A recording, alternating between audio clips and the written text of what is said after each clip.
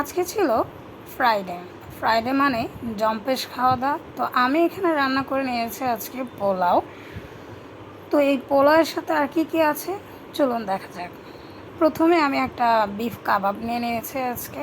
এরপরে নিয়ে নিয়েছি হচ্ছে সবজি ভাজি। এর সাথে ছিল আমার হাতে মাখানো একটা সালাদ।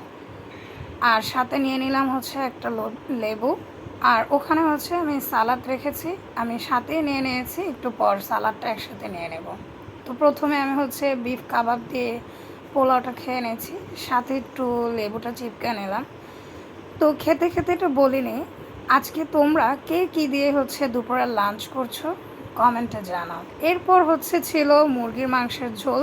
তো আমি আলু দিয়ে মুরগির মাংসের ঝোল করেছিলাম, সেটাই নিয়ে নিয়েছি। সাথে এখন আমি আলুটা মেখে হচ্ছে মাংস দিয়ে মেখে পোলাওটা খেয়ে নেব। সাথে হচ্ছে আমি সালাডটা নিয়ে নিয়েছি। তো এই তো আজকে হচ্ছে এটাই ছিল আমার দুপুরের লাঞ্চ। ভালো লাগলে লাইক, কমেন্ট, সাবস্ক্রাইব করে পাশে